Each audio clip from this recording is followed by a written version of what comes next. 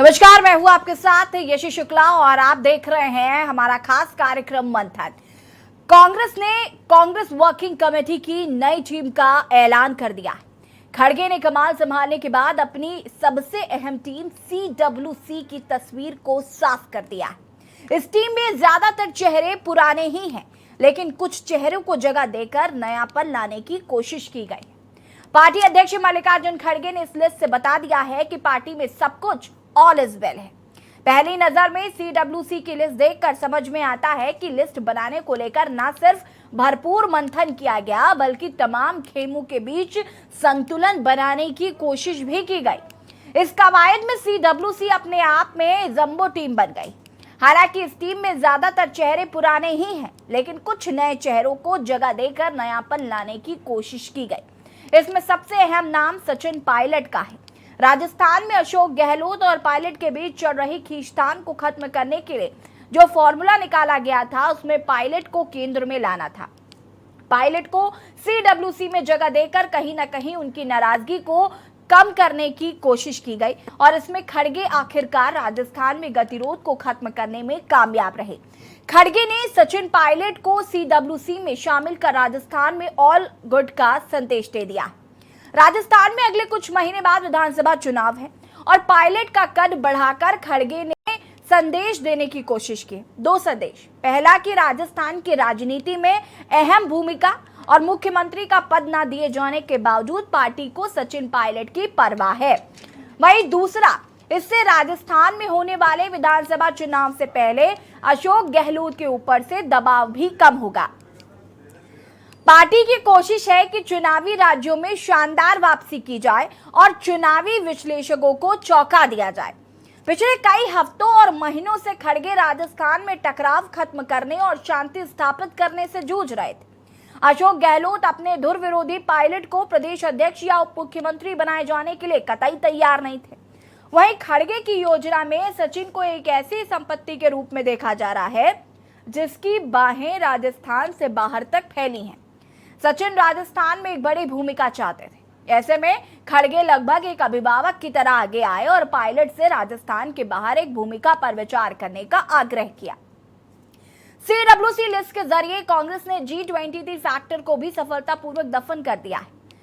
खड़गे ने चतुराई से शशि थरूर, आनंद शर्मा, मुकुल वासनिक, वीरप्पा मोइली, मनीष तिवारी और अन्य नेताओं को भी जगह दी, जिन्होंने तत्कालीन AICC की अंतरिम अध्यक्ष सोनिया गांधी को पत्र भेजा था, जिसमें पार्टी के नेतृत्व के संचालन पर गंभीर सवाल उठाए गए थे। और इस घटनाक्रम के बाद G23 के कई प्रमुख नेताओं में गुलाम नबी आजाद और कपिल सिब्बल ने पार्टी छोड़ दी थी। खड़गे ने थरूर को शामिल करके एक स्वस्थ पार्टी संस्कृति का संकेत दिया।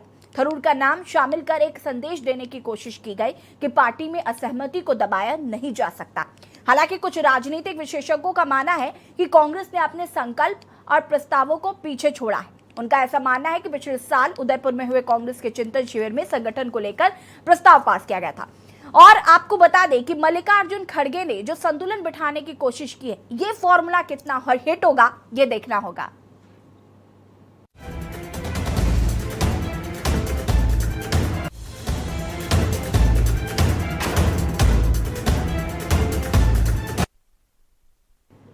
पिछले साल उदयपुर में हुए कांग्रेस के चिंतन शिविर में संगठन को लेकर प्रस्ताव पास किया गया था कि बूथ स्तर पर लेकर पार्टी की सर्वोच्च इकाई तक जो भी टीम तैयार होगी, उसमें 50% प्रतिनिधित्व 50 साल से कम उम्र के युवाओं और महिलाओं को मिलेगा।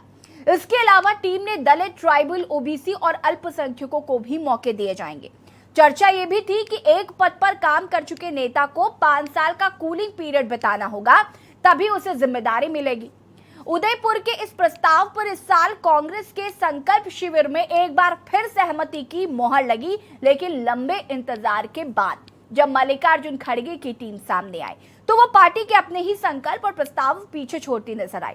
लोगों में CWC को लेकर काफी उत्सुकता और उम्मीदें थी कि कांग्रेस का बदला हुआ और नया रूप दिखाई देगा, लेकिन इससे उलट CWC नई बोतल में पुरानी शराब की तरह नजर आई। कहते हैं कि नेताओं के पतन को अमूमन प्रतिभा, परिस्थिति और राजनीतिक तिकड़म जैसे विभिन्न कारकों से जोड़ा जाता है। इसके अलावा कई लोग इस फेहरिस्त में भाग्य और संयम को भी शामिल करते हैं। अब देखना खास होगा कि खड़गे अपनी रणनीतियों से कैसे कांग्रेस के लिए 2023-24 चुनाव के फॉर्मूले में फिट होंगे। आज हम इसी पर चर्चा करेंगे। मेहमान हमारे साथ जुड़ चुके हैं, उनसे आपका परिचय करा देते हैं। बिलाल सब्जवारी जी राजनीतिक विशेषज्ञ दिल्ली से हमारे साथ जुड़ चुके हैं। राघव शर्मा जी वरिष्ठ पत्रकार राजस्थान से हमारे साथ जुड़ चुके हैं। रिजवान अहमद जी वरिष्ठ पत्रकार मध्य प्रदेश से हमारे साथ जुड़ चुके हैं। आप तीनों का बहुत बहुत स्वागत है। अलग अलग जगह से राजनीतिक विशेषज्ञ इसलिए क्योंकि हर राज्य का जो गणित है वो कुछ कहता है और मल्लिकार्जुन उस गणित को सही और ठीक तरीके से बिठाने का कोशिश किया। सबसे पहले बिलाल सब्जवारी जी मैं आपका रुख करना चाहूंगी। मल्लिकार्जुन खड़गे ने ये जो CWC में लोगों को चुना है या जिस तरीके से संतुलन बिठाने की कोशिश की है, सबसे पहले तो मैं इस पर आपकी टिप्पणी चाहूंगी।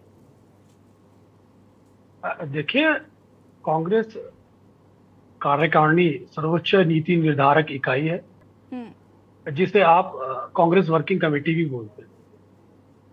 अगर आप इसका उदयपुर चिंतन शिविर से आकलन या उस दृष्टिकोण से देखना चाहें तो उदयपुर चिंतन शिविर में ये कहा गया था कि कांग्रेस पार्टी आगामी आने वाले समय में दलितों को, पिछड़ों को, अल्पसंख्यकों को एक 50% का संगठन स्तर पर आरक्षण देगी। लेकिन कांग्रेस वर्किंग कमेटी जो एक सर्वोच्च नीति निर्धारक इकाई है, निर्णायक इकाई है, जिसके निर्णय आमतौर पर पूरे संगठन पे लागू होते हैं और ये जब CWC की मीटिंगें होती हैं तो बहुत ही महत्वपूर्ण इश्यूज पर होती है। अब जिस तरह से खड़गे के अध्यक्ष बनने के बाद, मल्लिकार्जुन खड़गे के अध्यक्ष बनने के बाद ये जो कांग्रेस वर्किंग कमेटी का गठन किया गया है, कोशिश की है कांग्रेस ने कि इसमें हर स्तर पर संतुलित इसे रखा जाए। इसमें महिलाओं को प्रतिनिधित्व दिया गया है, इसमें यंगस्टर्स को शामिल किया गया है, इसमें इलेक्शन गोइंग स्टेट खासतौर से राजस्थान में सचिन पायलट को एलिवेट किया गया है। जम्मू कश्मीर से हमीद कारा और गुलाम अहमद मीर को इसमें एडजस्ट किया गया। छत्तीसगढ़ से ताम्रध्वज साहू को इसमें एडजस्ट किया गया। तो कुल मिला के जो इलेक्शन गोइंग स्टेट्स है उनका भी इसमें ध्यान रखा गया है। मध्य प्रदेश से दिग्विजय सिंह जी को इसमें महत्वपूर्ण स्थान दिया गया। तो एक तो ये दृष्टिकोण है। तो दूसरा दृष्टिकोण यह है कि जो यंगस्टर चेहरे हैं, जैसे कन्हैया कुमार है, जो एक ऐसे युवा क्रांतिकारी नेता है जो लेफ्ट पृष्ठभूमि से आते और निरंतर भारतीय जनता पार्टी की सांप्रदायिक नीति पर बोलते रहे।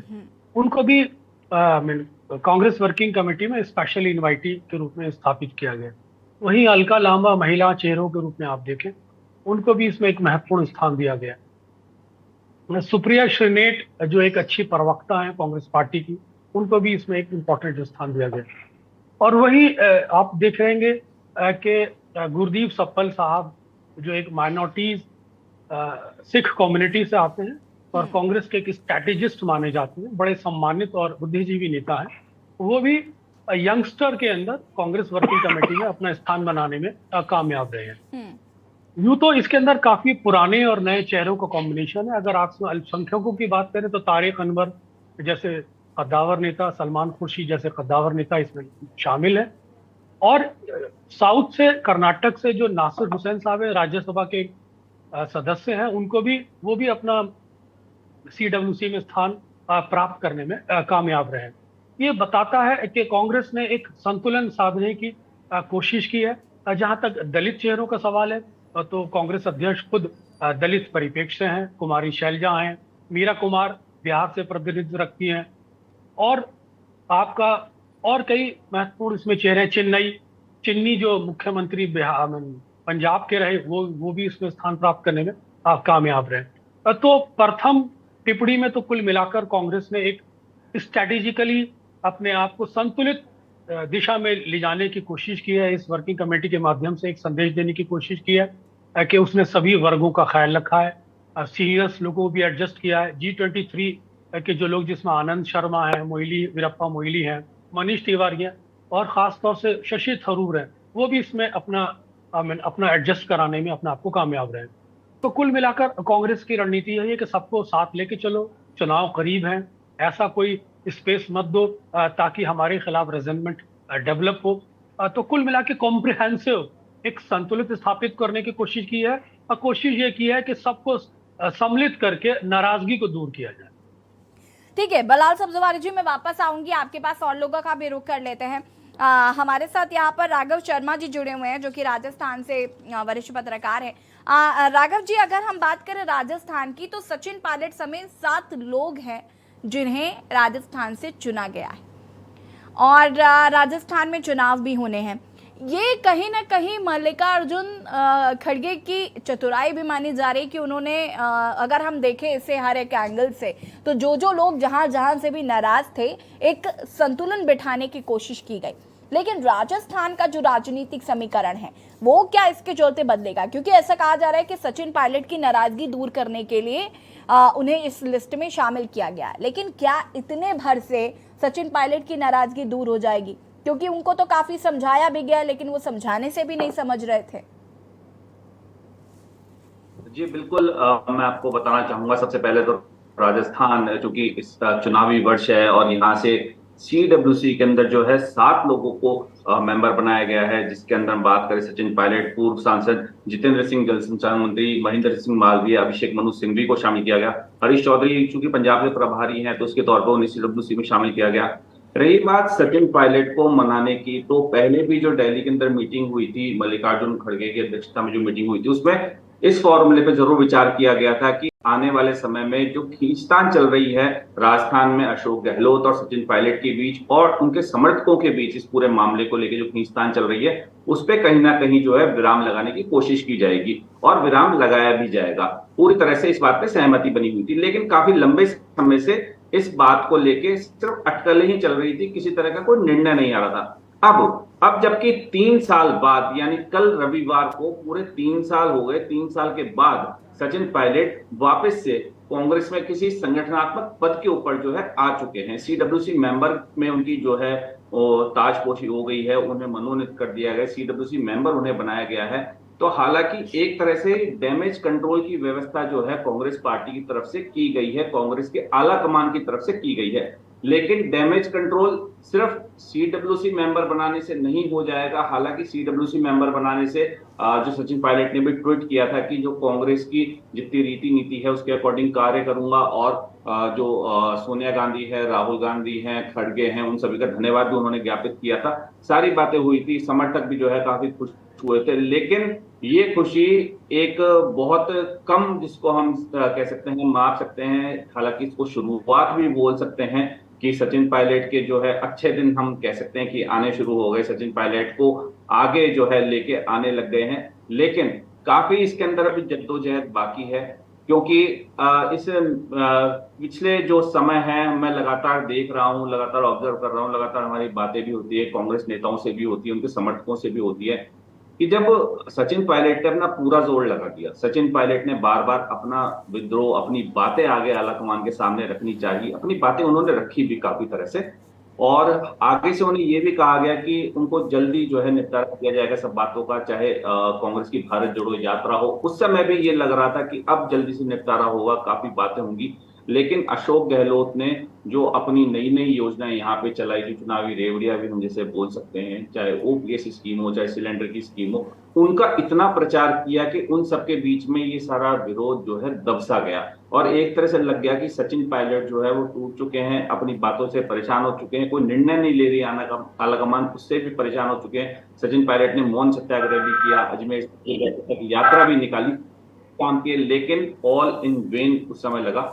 फिर सचिन पायलट ने भी चुप्पी साध ली। उसके बाद आप देख सकते हैं कि ट्विटर और अन्य सोशल मीडिया प्लेटफॉर्म पर कई जगह जो है कुछ समर्थक छिटक भी गए सचिन पायलट से। काफी लोगों ने ट्वीट भी किया कि सचिन पायलट जी आपने हार मान ली, आप शांत हो गए, हमारा साथ यहीं तक था, आगे देखेंगे। मैंने खुद ने देखे साहब ऐसे कई ट्वीट देखे, काफी ऐसे जो वाकयात हुए थे वो देखे हैं। तो पूरे घटनाक्रम को, पूरे सिनेरियो को देखते हुए ये लगता है कि अभी स्टार्टिंग हुई है, काफी अच्छा हुआ है सचिन पायलट के लिए कि CWC के अंदर उन्हें जो है मेंबर बनाया गया है। क्योंकि सचिन पायलट, मैं पहले ध्यान दिला दूं, उप मुख्यमंत्री थे राजस्थान के, इसके साथ में राजस्थान प्रदेश कांग्रेस के अध्यक्ष भी थे, सुप्रीमो भी थे यहाँ पे, लेकिन उसके बाद CWC मेंबर आना, और अब आगे क्या वाकया होता है, किस तरह से कांग्रेस उन्हें लेती है संगठन में, और कितने महत्वपूर्ण जगह पर उन्हें स्थान दिया जाता है, किस तरह से आगे फ्रेमिंग करती है, उस पर डिपेंड करता है। CWC मेंबर बनना ही काफी नहीं है सचिन पायलट के लिए।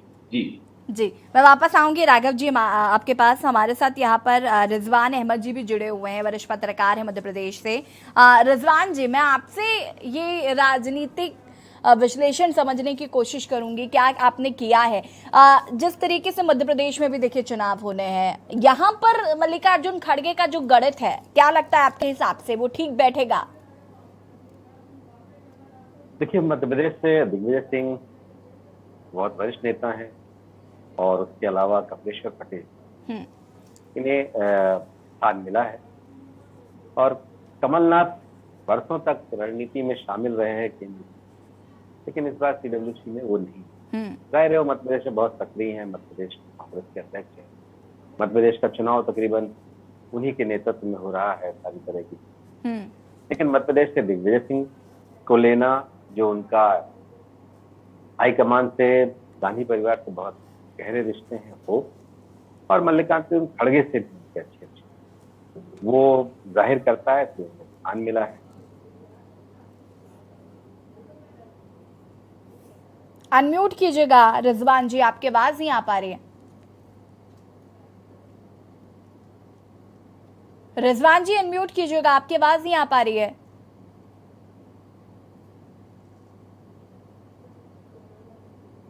रिजवान जी तक शायद हमारी आवाज नहीं पहुंच पा रही है।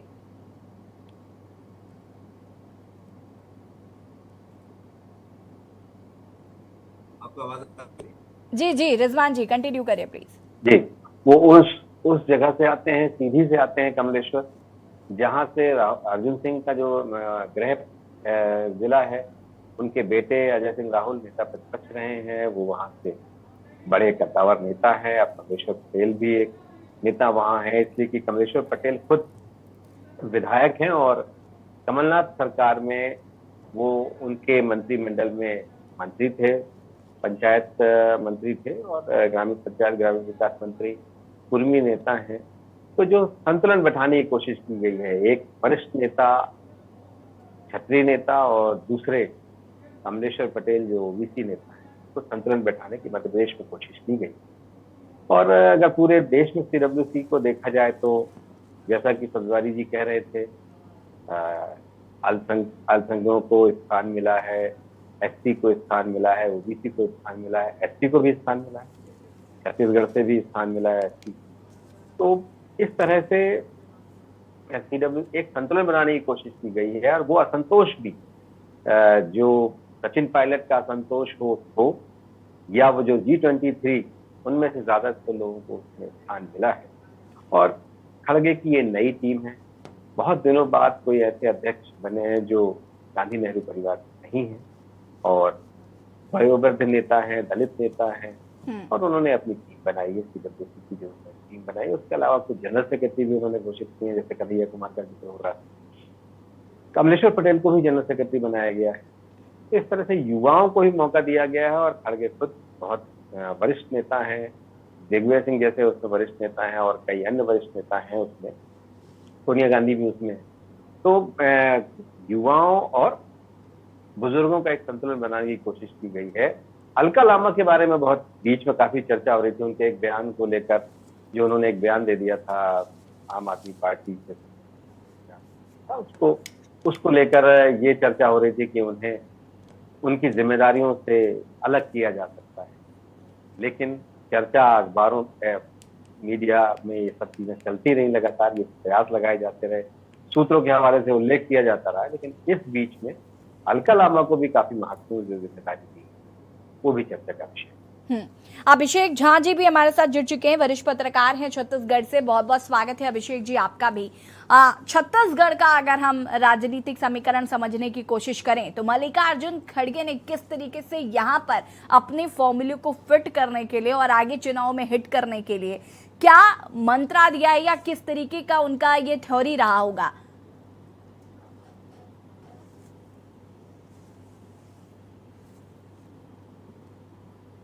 देखिए, अगर अभी बात की जाए, सबसे महत्वपूर्ण चीज ये है कि हम जिस वक्त के राजनीतिक हालात को पूरे देश में देख रहे हैं, ये सबसे महत्वपूर्ण समय है जब देश में आपको दो चुनाव बहुत करीब दिख रहे हैं, एक राज्यों का चुनाव है और दूसरा केंद्र का चुनाव है जी। इन दोनों चुनाव में सबसे महत्वपूर्ण चीज ये है कि दोनों ही पार्टियां जो अपने आपको एक दूसरे के धुर विरोधी मानती हैं, चाहे वो अपने पॉलिटिकल स्ट्रेंथ के दम पर मानिए या फिर अपने विचारधारा के चीजों पर मानिए।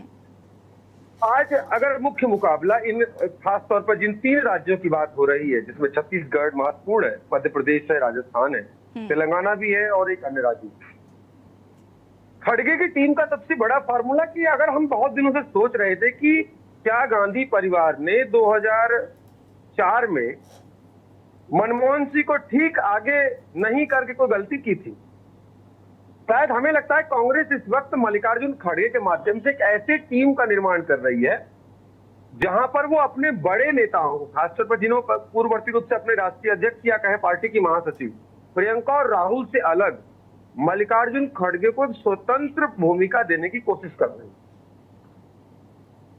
अगर आप यहाँ पर देखेंगे, खासतौर पर छत्तीसगढ़ में जिन्हें जिम्मेदारी दी गई है, ताम्रध्वज साहू अगर 2014 के इलेक्शन के रिजल्ट आप देखते हैं लोकसभा चुनाव के, तो छत्तीसगढ़ की 11 सीटों में से एकमात्र सीट बीजेपी हार गई थी। वो सीट दुर्ग सीट हुआ करती। दुर्ग सीट से वर्तमान में उनकी राज्यसभा सांसद सरोज पांडे, जिन्हें पार्टी में अभी बड़ी भूमिका दी गई, आपने देखा लता उसेंडी, सरोज पांडे, ये नए चेहरे रहे जिन्हें पार्टी ने बीजेपी अपने यहाँ कोर भूमिकाएं नहीं प्रस्तावित की।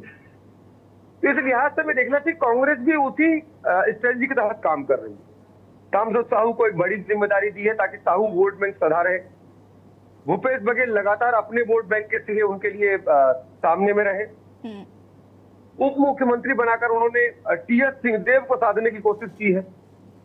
और ये जो पूरी टीम जो नई बनाई गई, खासतौर पर दीपक बैज का हम जब नेतृत्व देखते हैं, दीपक बैज एक युवा सांसद है। छत्तीसगढ़ से इस वक्त 11 विधानसभा सीटों में मात्र 2 सीटों पर कांग्रेस काबिज है। एक सीट बस्तर से आती है जहां से सांसद दीपक बैज है, जो इस वक्त कांग्रेस पार्टी को यहाँ पर लीड कर रहे हैं, और दूसरी सीट चरणदास महंत, जिन्हें भी कई कमेटियों में रखा गया है। उनकी पत्नी ज्योत्सना महंत सांसद आती है कोरबा।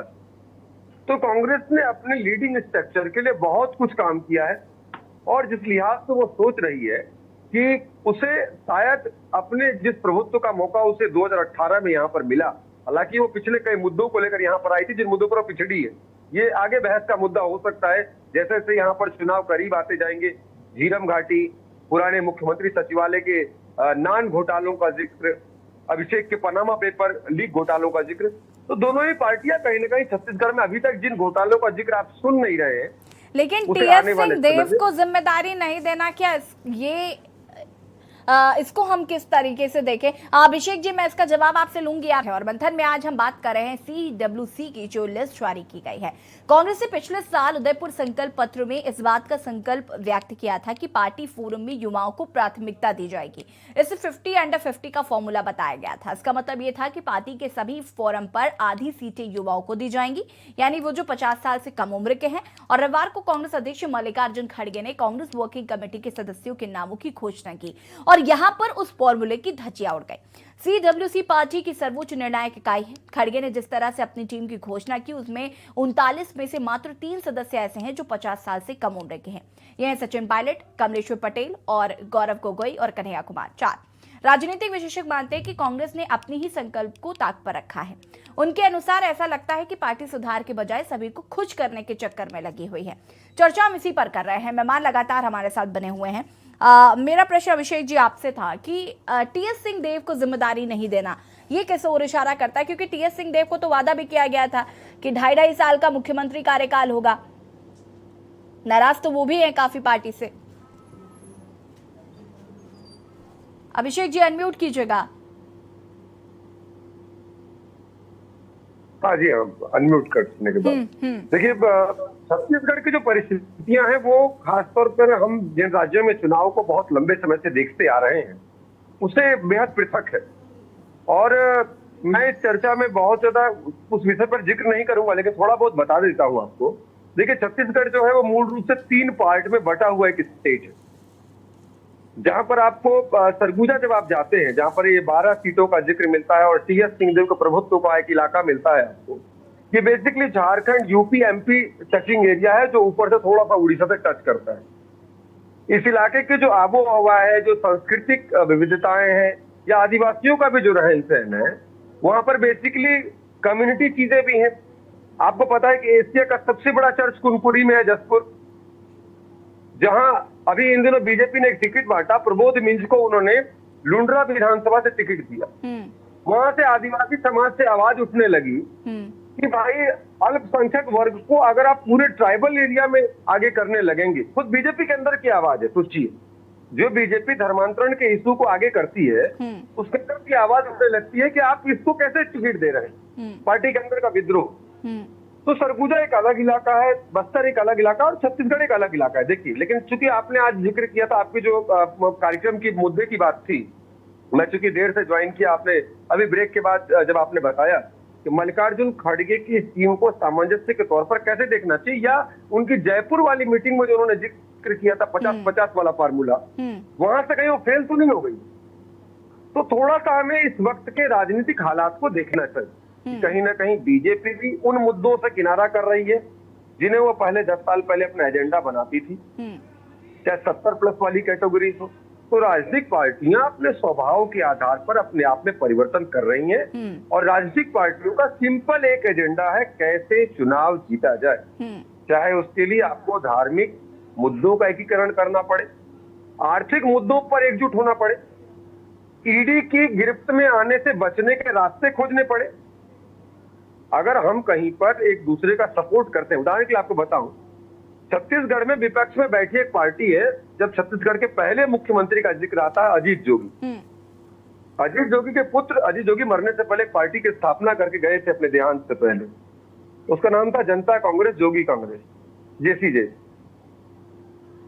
आज इस पार्टी के पास मैं आपको बता दूं कि 2018 के चुनाव में जब 15 साल की बीजेपी की सरकार हाशिए में 15 सीट पर सिमट गई थी, तब इस पार्टी ने बसपा गठबंधन के साथ पहले ही चुनाव में 7 सीट लाकर छत्तीसगढ़ में एक तीसरी पार्टी के उदय के रूप में अपने पृष्ठ का चिन्हांकन किया। मगर आज ये पार्टी टूट गई। इस पार्टी में से बहुत सारे लोग या तो कांग्रेस के पास चले गए या बीजेपी के पास चले गए, और इस वक्त जोगी परिवार अकेला इस पार्टी के साथ खड़ा रहे। लेकिन सवाल यह है, बसपा भी अलग हो चुकी है, क्या ये पार्टी नुकसान नहीं पहुंचाएगी? ये पार्टी जब लगातार सवाल करती है अडानी इशू पर, आज ही अडानी के चैनल NDTV का आगाज हुआ, अडानी के चैनल को लेकर और अडानी के सब्जेक्ट को लेकर छत्तीसगढ़ में बहुत सारे सवाल हैं।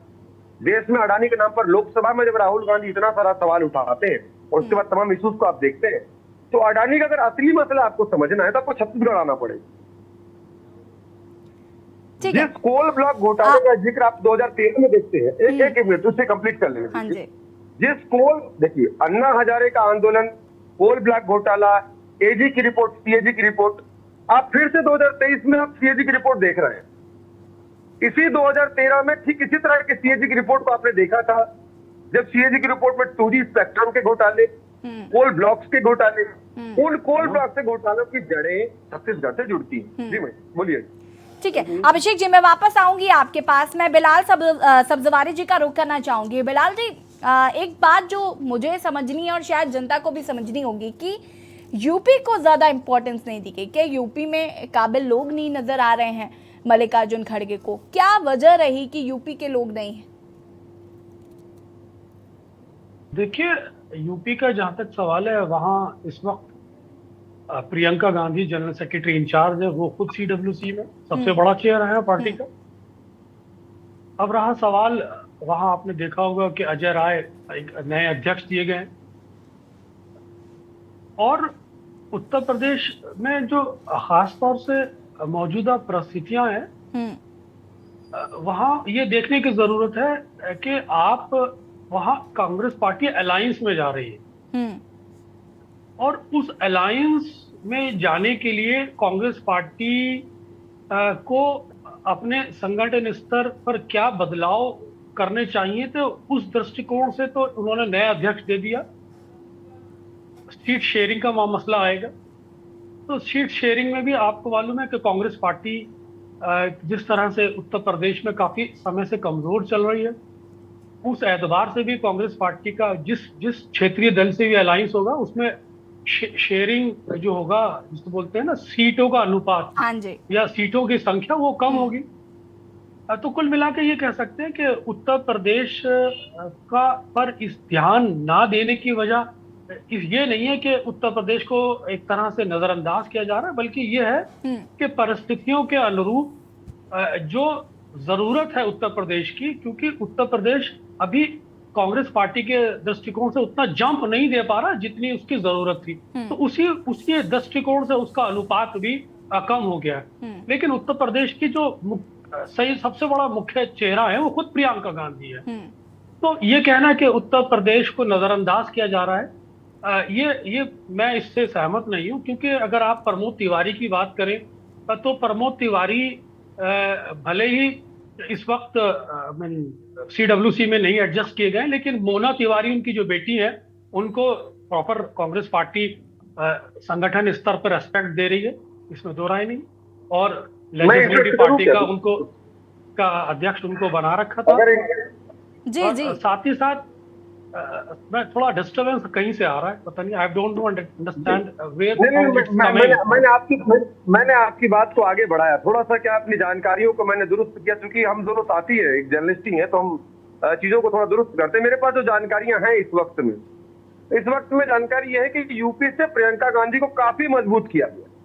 इसी वजह से यूपी के जो नए प्रदेश अध्यक्ष हैं उनके जुबान से प्रियंका को बनारस से लगातार फोकस किया जा रहा है, लड़े नहीं लड़े, हो नहीं हो, अमेठी से राहुल, बनारस से Priyanka.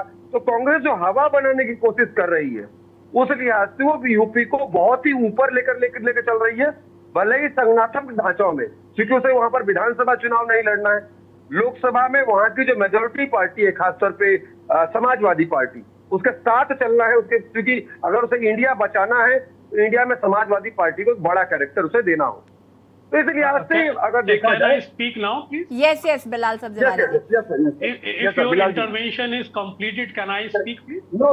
I'm sorry, but something to interfere. Okay, sorry. Okay. So what I am saying कि उत्तर प्रदेश में प्रियंका गांधी सबसे बड़ा चेहरा है। अब प्रियंका गांधी कहां से लड़ती हैं, राहुल गांधी कहां से लड़ते हैं, this question comes when the alliance finally gets settled। जब अलायंस कांग्रेस पार्टी का सेटल्ड हो जाएगा, ये तब के सवाल है। फिलहाल हम बात कर रहे हैं CWC के परिप्रेक्ष्य में और उत्तर प्रदेश की कांग्रेस की भूमिका के परिप्रेक्ष्य में। तो प्रियंका गांधी ने को जो बदलाव करने चाहिए थे, खाबरी हालांकि 1 साल भी नहीं टिक पाए, बहुत कम समय में हटा दिया गया। अजय राय जो एक ब्राह्मण चेहरा है उसको उठाने की कोशिश की गई है, और कांग्रेस पार्टी की स्ट्रेटेजी है, क्योंकि अजय राय काफी एग्रेसिव पॉलिटिक्स करते हैं और वो संघ की पृष्ठभूमि से भी जुड़ रहे हैं, समाजवादी पृष्ठभूमि से जुड़ रहे हैं, और काफी समय से कांग्रेस में भी है। तो वो एक ऐसा चेहरा है जो मुख्यमंत्री योगी आदित्यनाथ को हेड ऑन लेने की सिचुएशन में भी है। उनके पास वो ताम झाम दंड भेद वाली नीति भी है और वो बाहुबली किस्म के नेता भी हैं। तो प्रियंका गांधी एक सदी हुई स्ट्रेटेजी के तहत उत्तर प्रदेश में अजय राय को लाकर कांग्रेस पार्टी का जो चेहरा है उसको काफी एग्रेसिव बनाना चाहती हैं। जहां तक रहा प्रतिनिधित्व का सवाल, तो वो खुद अपने आप में बहुत बड़ा प्रतिनिधित्व है। ठीक है बिलाल सब्जवारी जी, लेकिन एक चीज़ और, जैसे कि हमने शुरुआत में ये बात कही थी कि ये कहीं ना कहीं जो नाराज लोग हैं, रूठे हुए साथी हैं, उन्हें मनाने की भी एक कोशिश है, और ये लिस्ट देखकर लगता है कि बहुत मंथन किया गया है। लेकिन सबसे बड़ी बात तो ये है कि जब ये लिस्ट आई तो उसके बाद कई लोग और ज़्यादा नाराज हो गए, और ट्विटर पे हमने देखा लगातार मैसेज पे मैसेज किए जा रहे हैं लोग। इस पर भी मैं आपका ज़रा ध्यान आकर्षित करना चाहूँगी कि इस तरीके की भी चीज़ें देखने को मिल रही हैं। देखिए, वो एक शेर है कि हर किसी को मुकम्मल जहां नहीं मिलता। Congress party CWC working committee एक इतनी सर्वोच्च नीति निर्धारक इकाई है कि हर आदमी उसमें एडजस्ट हो जाए, ये पॉसिबल नहीं है। उसमें एडजस्ट होने के लिए उसका बैकग्राउंड देखा जाता है, उसकी एक्टिविटीज को नोट किया जाता है, उसके पॉलिटिकल स्टेचर को रीड किया जाता है, उसकी पॉलिटिकल एबिलिटीज को रीड किया जाता है, और ग्रेजुअली लोगों को प्रमोट किया जाता है।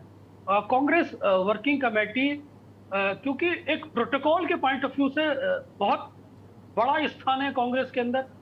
आप प्रदेश अध्यक्ष बन जाते हैं, आप जनरल सेक्रेटरी इंचार्ज बन जाते हैं, आप प्रदेश के अंदर बड़ी बड़ी पदों पर रह लेते हैं, AICC के मेंबर हो जाते हैं, PCC के मेंबर होते हैं, तो इस तरह लोगों को एडजस्ट किया जाता है। लेकिन जहां तक CWC का सवाल है, तो CWC में कांग्रेस काफी टेस्ट करके नेताओं को लाती है, क्योंकि वहां पर वो एक ऐसा प्लेटफॉर्म है जो कांग्रेस की पूरी प्रॉपर नीति एंड पॉलिसी का रिफ्लेक्शन देता है। तो वहां पर एडजस्ट करने के लिए कांग्रेस प्रॉपर फिल्टर करके लोगों को लाती है। जैसे कन्हैया कुमार एक यंग चेहरा है, आप देख रही होंगी कि निरंतर भारतीय जनता पार्टी की वैचारिक नीति पर वो प्रहार कर रहे हैं। आप देख रही होंगी सुप्रिया श्रीनेट निरंतर मोदी की राजनीतिक जो सांप्रदायिक नीति है या भारतीय जनता पार्टी की सांप्रदायिक नीति है, उस पर प्रहार कर रही है। आप देख रहे होंगे अलका लांबा एक महिला प्रतिनिधित्व है, महिला होने के नाते दिल्ली का एक ग्रोइंग फेस है और यंग लेडी है, और उस समय समय पर आपने उनको देखा होगा, उनकी जो कुर्बानियां हैं, जिस तरह से राहुल गांधी ने जब अरेस्ट कांग्रेस वर्किंग कमेटी से गिरफ्तारियां दी, तो उसमें आपने अलका लांबा का रोल देखा होगा, कन्हैया कुमार का रोल देखा होगा। तो ये सब पार्टी रीड करती रहती है, आला कमान, और बहुत ही फिल्टर करके लोगों को लाती है, ताकि किसी तरह का भी उनके अंदर वैचारिक मैच्योरिटी जब आ जाती है, तब उस प्लेटफॉर्म पर उनको लाती है। बिल्कुल। रजवान अहमद जी, मेरा सवाल आपसे, कमलनाथ को जिम्मेदारी नहीं दी गई और दिग्विजय सिंह को दी गई है, दिग्विजय सिंह को दी गई है, माफ कीजिएगा। अगर हम बात करें दिग्विजय सिंह को इम्पोर्टेंस देना और कमलनाथ को नहीं, क्या ये वहां पर कुछ ऐसे देखने को, इसका कुछ रिएक्शन देखने को मिलेगा? मैं ये भी जरा समझना चाहूंगी, मध्य प्रदेश की भूमि की अगर मैं बात करूं तो वहां पर इसका कितना असर होगा? देखिए, मध्य प्रदेश में दो वरिष्ठ नेता हैं, कमलनाथ और दिग्विजय। दोनों के बीच में एक अंडरस्टैंडिंग है और जबरदस्त अंडरस्टैंडिंग, और दोनों मिलजुल कर रणनीतिक रूप से इस उम्र में भी वो जिस ऊर्जा और जिस क्षमताओं के साथ काम कर रहे हैं, बहुत उनका है ही, और एक प्रदेश की राजनीति को बहुत बेहतर देश की राजनीति। कमलनाथ भी लंबे समय से प्रदेश में सक्रिय, प्रदेश की राजनीति को भी उन्नत कर सकते, और इस रणनीति में दोनों मिलकर साथ में काम कर रहे हैं, तो उनके बीच में अंडरस्टैंडिंग। कमलनाथ जिस तरह से पार्टी का आने वाले समय में मुख्यमंत्री का फेस बनना चाहते हैं, बनेंगे, हाईकमान की तरफ से भी कई बार इशारा होता है, फिर कई बार विपक्ष की तरफ से सवाल उठता है कि अभी तो नहीं कहा, और अभी रणदीप सिंह सुरजेवाला को भी बना दिया गया है। ये कहा जाता है कमलनाथ की पसंद है, राहुल गांधी की पसंद है, साथ में कमलनाथ की पसंद, उनको मध्य प्रदेश का प्रभारी। दिग्विजय सिंह को CWC में स्थान मिला है, तो कमलनाथ मध्य प्रदेश की राजनीति में बहुत अधिक सक्रिय है। समय समय पर देश की राजनीति में भी उनका कई जगह इस्तेमाल किया जाता है, लेकिन वर्तमान में वो मध्य प्रदेश की राजनीति में बहुत सक्रिय है। मध्य प्रदेश में बहुत जल्द चुनाव होगा, वो मुख्यमंत्री थे, जाहिर है जिस तरह से परिस्थितियां दिख रही हैं, आने वाले वक्त में अगर मध्य प्रदेश में कांग्रेस को जनता मौका देगी तो कमलनाथ मुख्यमंत्री मध्य प्रदेश में होंगे। इस तरह की ही अनुमान कयास लगाया। बिलाल सब्जवारी जी, परिस्थितियां भी यही बन रही जी। तो उनके बीच में ऐसा कोई मतभेद नहीं है, वो छोटे भाई और बड़े भाई की तरह वो काम कर रहे हैं। तो अगर दिग्विजय सिंह को मौका मिला है तो जाहिर है कहीं ना कहीं कमलनाथ से भी कोई ना कोई सहमति दी गई। कमलनाथ इतने इस बड़े कद के नेता हैं, नेहरू गांधी परिवार के बहुत निकट हैं, तो उनको इग्नोर करके कोई चीज नहीं की जाती। हाँ, राहुल गांधी और कमलनाथ के बीच में कभी कभी किन्हीं मतभेदों की चर्चा होती, लेकिन ये बहुत अपुष्ट है ये बातें, और जाहिर है कमलनाथ के एक बड़े कद के नेता हैं। हाँ, चौंकाने की बात ये जरूर थी कि कमलनाथ को CWC में स्थान नहीं मिला है, तो बाकी जिला अध्यक्षों को भी नहीं मिला है, माफ कीजिएगा प्रदेश अध्यक्षों को भी नहीं मिला है, कमलनाथ बड़े कद के नेता है। तो इस पर चर्चा जरूर हुई थी, कमलनाथ को CWC में नहीं मिला है, लेकिन कमलनाथ के दिग्विजय के बनने से कमलनाथ के और उनके बीच में कोई मतभेद हो, ऐसा ये इसकी संभावनाएं ना। ठीक है, बिलाल सब्जवारी जी। मैं आपको एक यहाँ बात बताना चाहता हूँ कि जो कांग्रेस का जो कॉन्स्टिट्यूशन है, उसमें जो चीफ मिनिस्टर स्टेचर के जो लोग होते हैं, वो CWC के एक्स ऑफिशियो एक सदस्य माने जाते हैं बाय डिफॉल्ट। यानी कि अगर वो CWC के मेंबर नहीं भी हैं, तो वो एक्स ऑफिशियो होने के नाते एक सीडब्ल्यूसी के मेंबर होते हैं। साथ ही साथ अगर आप देखें कि राजस्थान के मुख्यमंत्री, छत्तीसगढ़ के मुख्यमंत्री, कर्नाटक के मुख्यमंत्री, हिमाचल के मुख्यमंत्री, इन चारों मुख्यमंत्रियों को सीडब्ल्यूसी में जगह नहीं दी गई है। उसकी वजह यह है कि जो चीफ मिनिस्टर स्टेचर के लोग होते हैं वो एक्स ऑफिशियो मेंबर होते हैं सीडब्ल्यूसी के, एक अंडरस्टूड है नॉर्म्स सीडब्ल्यूसी का कॉन्स्टिट्यूशन के पॉइंट ऑफ व्यू से वो माने जाते हैं। और साथ ही अब मैं आपको यहाँ बताना चाहूंगा कि मध्य प्रदेश में आपने ये सवाल उठाया था कि Kamal Nath, hello, are you hearing me please? Yes, you can continue please. हाँ, तो व्हाट आई एम सेइंग कि आपने कहा कमलनाथ को क्यों जगह नहीं दी गई। बिल्कुल, जैसे कमर भाई ने बताया कि पीसीसी चीफ मौजूदा हैं और वहां पे संभावित रूप से वो मुख्यमंत्री के चेहरा भी हैं। हालांकि ऑफिशियली कांग्रेस ने उनको डिक्लेयर नहीं किया क्योंकि कांग्रेस पार्टी की परंपरा रही है कि विधायक दल तय करता है। और जहां तक कमलनाथ और दिग्विजय सिंह का ताल्लुक है, तो दिग्विजय सिंह जी और कमलनाथ में वो इस वक्त वहां पर एक यूनिट की तरह काम कर रहे हैं। दिग्विजय सिंह ने पूरी जमीन संभाली हुई है और कमलनाथ जी ने पूरा एक संगठन स्तर पर फाइनेंशियल पोजीशन संभाली हुई है। तो इन दोनों के कॉम्बिनेशन से वहां पर चीजें एग्जीक्यूट हो रही हैं और वहां से भी एक ओबीसी चेहरा सीडब्ल्यूसी में लिया गया है। और आप झारखंड की बात करें, वहां से भी सीडब्ल्यूसी में ओबीसी चेहरा लिया गया है। राजस्थान की बात करें, सचिन पायलट भी ओबीसी से आते हैं। तो कुल मिलाकर जो भारतीय जनता पार्टी का में जो प्रधानमंत्री नरेंद्र मोदी जिस तरह से ओबीसी के ग्राउंड पर खेलते हैं, जो उनका एक चंक वोट है, और कांग्रेस ने उसको काउंटर करने के लिए ओबीसी रिफ्लेक्शन देने की कोशिश की है सीडब्ल्यूसी में।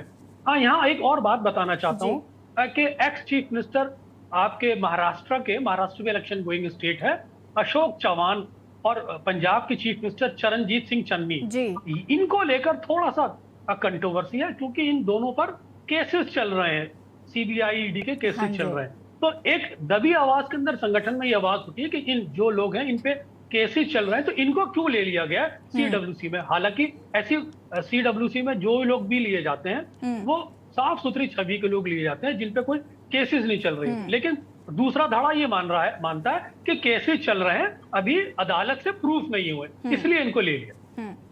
ठीक है, मैं वापस आऊंगी बिलाल सब्जवारी जी आपके पास। राघव शर्मा जी का मैं यहाँ पर रुक करना चाहूंगी। राघव जी, अगर मैं बात करूँ, हम बात कर रहे थे यहाँ पर कि सचिन पायलट जी का जो नाराजगी थी वो क्या कम होगी या नहीं। हालांकि इससे एक कहीं ना कहीं थोड़ा सा हिस्सा जरूर भरा होगा, लेकिन अभी भी वो जो एक्सपेक्ट कर रहे हैं वो उन्हें नहीं मिला है।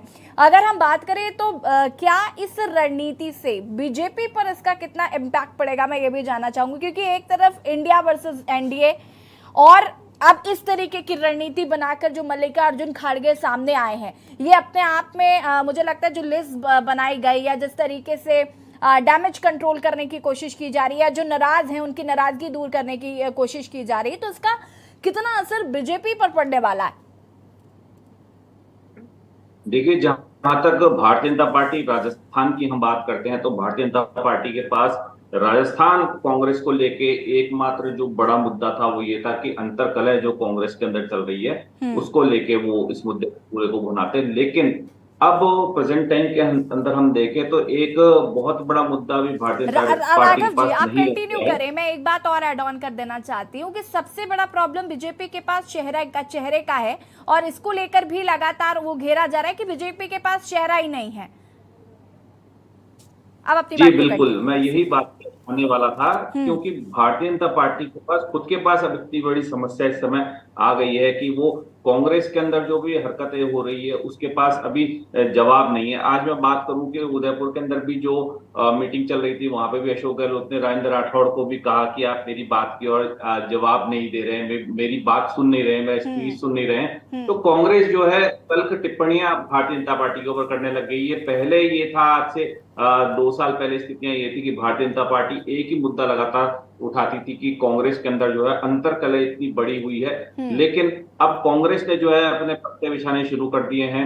मल्लिकार्जुन खड़गे ने जो है सीडब्ल्यूसी के अंदर जो है सचिन पायलट को भी ले लिया है। एक राह कांग्रेस के लिए जो है आसान हो गई है। एक तरह से हम कह सकते हैं कि जैसे अशोक गहलोत ने लगातार अपनी स्कीम्स के बल पे, चाहे ओपीएस स्कीम हो जाए अनदर जो भी स्कीम्स हो, उसके बल पे एक अच्छे सीएम का चेहरा अपने आप को स्थापित करने का प्रयास किया है और काफी हद तक वो सफल भी हुए हैं। वहीं पे अब भारतीय जनता पार्टी के सामने जो स्थितियां आई है कि उनके पास खुद के पास जो है अभी वसुंधरा राजे सिंधिया, जिसको हमेशा माना जाता है कि वो ही भारतीय जनता पार्टी का, बीजेपी का जो है यहाँ पे चेहरा हो सकते हैं राजस्थान के अंदर, अभी तक उनको डिक्लेयर नहीं किया गया है। वहीं पे कांग्रेस कहीं ना कहीं मजबूत होती जा रही है। भारतीय जनता पार्टी अपने और आरएसएस के संगठन और आरएसएस के बीच में जो लगातार मतभेद हो रहे हैं, जो लगातार बातें हो रही है, जो पसोपेश हो रही है, उनके बीच कहीं ना कहीं कमजोर होती जा रही है। हम हाल ही में देखेंगे कि भारतीय जनता पार्टी ने जो है कांग्रेस के खिलाफ प्रदर्शन भी किया था, उसके अंदर मुख्यमंत्री वसुंधरा राजे नदारत थी, वो वहां पे नहीं थी। इसके अलावा भी कई मौके ऐसे होते हैं कि जहां पे वसुंधरा राजे जो बड़ा चेहरा माना जाता है। आपके पास ठीक है, आप कंटिन्यू करिए। तो उसके अंदर जहां भारतीय जनता पार्टी में वसुंधरा राजे को बड़ा चेहरा माना जाता है, वहां पे जो है मौजूदगी उनकी नदारत मिलती है वसुंधरा राजे की। और कहीं से भी कोई भी ऐसी हरकत, कहीं से भी ऐसा कोई मैसेज नहीं आ रहा है कि प्रदेश बीजेपी के अंदर जो है वसुंधरा को स्थापित कर रहे हैं, या और कोई बड़ा लीडर चाहे दिल्ली से भेज रहे हो, चाहे राजस्थान के अंदर कोई दूसरा लीडर चुन के लेके आ रहे हो। बस सीपी जोशी की ताजपोशी के बाद में जो है भारतीय जनता पार्टी में सब कुछ ठंडा पड़ा है। वहीं कांग्रेस के अंदर लगातार सुगबुगाहटें जो है देखी जा रही है। कहीं ना कहीं हमें मान सकते हैं कि इस पूरे चुनावी साल के अंदर हम राजस्थान को देखें तो राजस्थान के अंदर कांग्रेस कहीं ना कहीं ग्रो कर रही है, और काफी हद तक जो है कांग्रेस ग्रो कर चुकी है। उसके मुकाबले, उसके बनिस्बत हम माने कि भारतीय जनता पार्टी, तो भारतीय जनता पार्टी का जो क्वालिटी स्तर है वो काफी कम हुआ है। तो भारतीय जनता पार्टी के पास ये पूरा जो घटनाक्रम हुआ है कि सचिन पायलट को जो है स्थान दिया गया है और सारी चीजें हुई है, जो डेवलपमेंट हुए कांग्रेस में, तो भारतीय जनता पार्टी में माने कि कोई फर्क पड़ता है नहीं पड़ता। तो हम कह सकते हैं कि अब भारतीय जनता पार्टी पे इसलिए ज्यादा फर्क नहीं पड़ता क्योंकि खुद के ही जो परेशानियां हैं, घर के अंदर कलह है, घर के अंदर प्रॉब्लम है, उनसे वो निकल नहीं पा रही, तो दूसरी बातों का वो क्या हाँ करे। जी, ठीक है राघव जी। मैं अभिषेक जी आपका रुख करूंगी, उससे पहले रिजवान जी फटाफट अपनी बात को प्लीज पूरा करिएगा। देखिए, जिस तरह से आपने शुरुआत में कहा था कि कुछ प्रतिक्रियाएं आई हैं सी बनने के बाद, कहीं ना कहीं असंतोष भी कुछ न कुछ आया है। सोशल मीडिया में एक असंतोष आचार्य प्रमोद कृष्णम का भी दिख रहा है। किसी पत्रकार ने उनको लेकर ट्वीट किया कि अगर इसमें CW भ्रष्टाचार के भी आरोप लगा दिए उन्होंने, तो उनको अगर स्थान मिलता तो अच्छा होता, एक संत को जगह मिलती। उस पर आचार्य प्रमोद कृष्णम ने लिखा कि पार्टी के कुछ बड़े नेताओं को मेरी वेशभूषा से चिढ़ है, जिन्हें मैं इस जन्म में नहीं छोड़ सकता। तो आचार्य प्रमोद कृष्णम समय समय पर इस तरह की बातें करते हैं। वैसे उन्होंने थोक तक ढेर सारे ट्वीट किए हैं, CWC में शामिल लोगों को बधाई दी है, अलग अलग तरह किया है। दिग्विजय सिंह, सचिन पायलट और सुप्रिया सिनेत को तो उन्होंने धन्य नेता भी लिखा है, और सबको उन्होंने संदेश दिया है। लेकिन कहीं ना कहीं उनके मन में एक कसक है कि उन्हें पार्टी में कोई महत्वपूर्ण जिम्मेदारी नहीं। लेकिन समय समय पे वो सोशल मीडिया में या मीडिया में पार्टी को डिफेंड करते हैं, बड़े शानदार ढंग से करते हैं। लेकिन सचिन पायलट के समर्थन में वो जिस तरह से खुलकर आए और उन्होंने अशोक गहलोत को जैसा निशाना बनाया, उसको लेकर लगता है शायद उन्हें पार्टी असमंजस में है उनको लेकर। लेकिन आचार्य प्रमोद कृष्णम की एक बात काफी चर्चा जी। अभिषेक जी, मैं आपसे जानना चाहूंगी, छत्तीसगढ़ में अगर हम बात करें तो ये जो पूरा समीकरण बनाया गया है, इसमें बीजेपी पर कितना असर छत्तीसगढ़ में पड़ने वाला है, या बीजेपी कितनी मजबूत है छत्तीसगढ़ में? बहुत कम शब्दों में लेकिन आपका जवाब चाहूंगी मैं, चूंकि वक्त की कमी है। देखिए, मैं आपको बताऊं, बीजेपी की पहल लिस्ट ये बता रही है कि बीजेपी काफी कमजोर अपने आप को फील कर रही है। देखो, तय नहीं कर पा रही है कि उसे किसे टिकट देना चाहिए, किन मुद्दों पर चुनाव लड़ना चाहिए। अगर आप सबसे पहला देखें, कल आपने तमाम देश में इस बात का चर्चा देखा, जैसे इसने पहली लिस्ट जारी हुई, इसमें मुख्यमंत्री भूपेश बघेल के खिलाफ उनके भतीजे विजय बघेल को टिकट दी गई है। विजय बघेल इस वक्त दुर्ग से सांसद है। 11 लोकसभा सीटों में एक सीट तो ऑलरेडी सांसद है। ये भी वो सीट है जिस सीट को 2014 के चुनाव में बीजेपी जो थी वो हार गई। 2014 के चुनाव में हार गई थी, 2019 के चुनावों से वहां पर जीत मिली। वहां से विजय बघेल को विधानसभा में लाना, मतलब बीजेपी ने अपने सबसे बड़े चेहरे को, क्योंकि 2013 के चुनाव में वहां पर भूपेश बघेल अपने भाई, अपने भतीजे विजय बघेल से हार गए। ये पारिवारिक मसला है, तो ये एक बड़ा फैक्टर होगा कि ये यहाँ से जो सीट डिक्लेरेशन हुआ है, इसके बहाने क्या मुख्यमंत्री भूपेश बघेल को घेरने की कोशिश है, जैसा कि हमने बंगाल के चुनाव में देखा था, जब ममता बनर्जी नंदीग्राम की सीट पर गिर गई। लास्ट में उस सीट में उन्हें हार का भी सामना करना पड़ा था। और ठीक क्या उस तरह की परिस्थिति के लिए बीजेपी खुद को तैयार कर रही है जहां वो मतलब अपने आप को उस फेज में नहीं पा रही है या डिमोरलाइज फील कर रही है कि वो पूरा चुनाव लड़ सकती है।